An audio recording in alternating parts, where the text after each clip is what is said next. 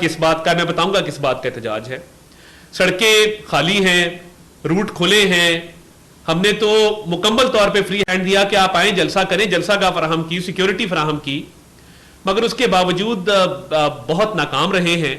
کسی صورت بھی پورے پاکستان میں اپنے لوگوں کو کرنے کی کوشش کی, موبلائز کرنے کی کوشش کی, مگر لوگ اکٹھے نہیں کر سکے.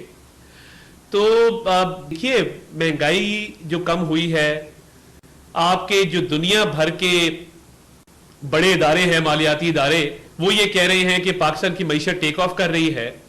آج بلومبرگ نے ایک آرٹیکل دیا کہ پاکستان کی جو سٹاک مارکیٹ ہے وہ ایشیا کی ایمرجنگ مارکیٹس میں سے, بہترین مارکیٹس میں سے ہے. سٹاک ایکسچینج میں جو تیزی دیکھی گئی ہے, فچ کی ریٹنگ امپروو ہوئی ہیں, موڈیز کی ریٹنگز امپروو ہوئی ہیں.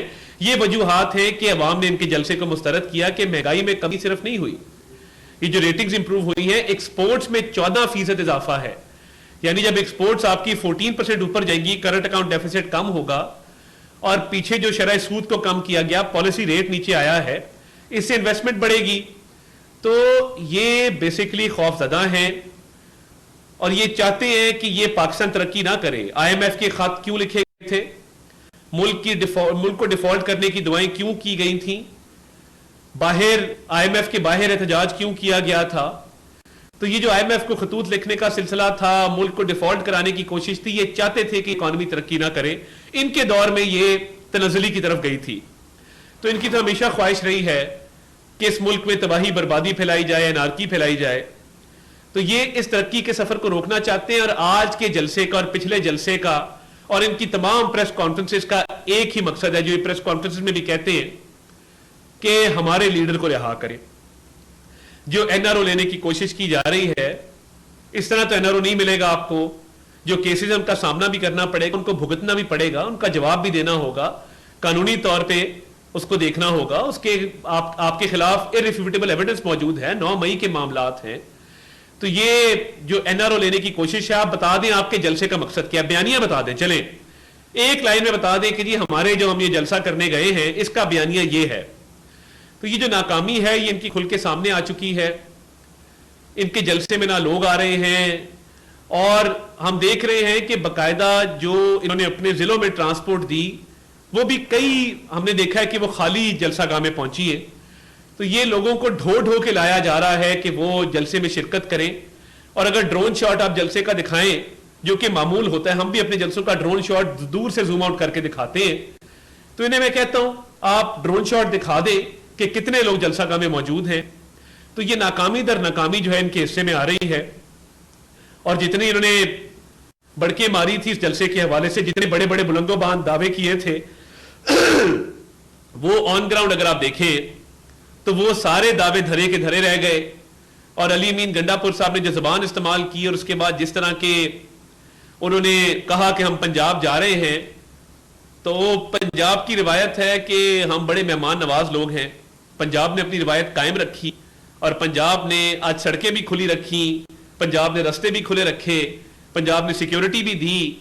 مگر میں افسوس کے ساتھ کہتا ہوں کہ آپ نے جتنی بڑی بڑی باتیں کی تھی وہی بات ہے ہمیشہ کہ کھودا پہاڑ نکلا چوہا وہ بھی مرا ہوا. تو کیا ہی اچھا ہوتا کہ علی امین گنڈا پور صاحب یہ بڑکے مار کے فلاپ جلسہ کرنے سے بہتر تھا.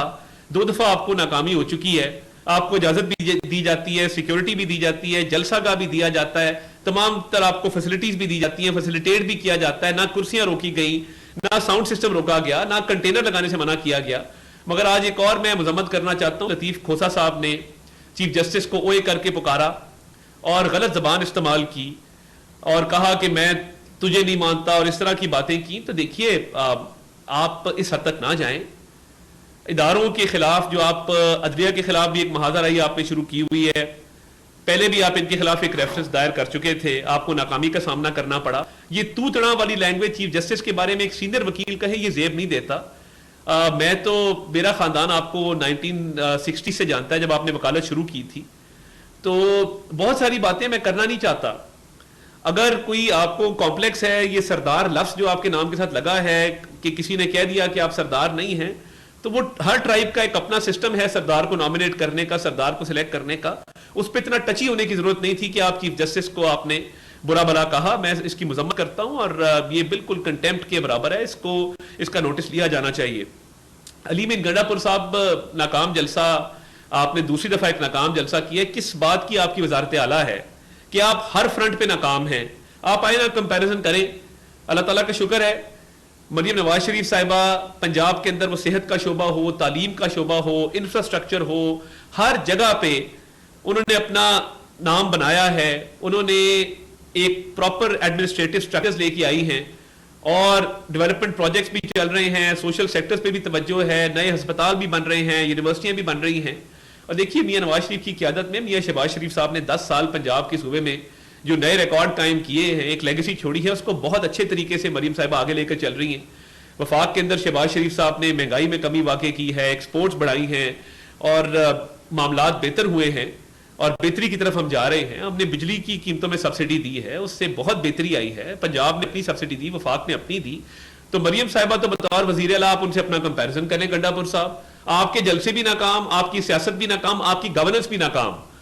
انہوں نے اپنی گورننس کے اندر جو اعلیٰ معیار قائم کیا ہے، وہ پوری دنیا دیکھ رہی ہے کہ وہ کس طریقے سے نئے پروجیکٹس بھی لے کے آ رہی ہیں، وہ اپنے صوبے کے عوام کے لیے فلاح و بہبود کے منصوبے بھی لے کے آ رہی ہیں، وہ آئی ٹی میں بھی انٹرونشنز کر رہی ہیں، وہ الیکٹرک بائکس کے حوالے سے بھی انٹرونشنز کر رہی ہیں، وہ کینسر ہاسپٹل بھی بنا رہی ہیں۔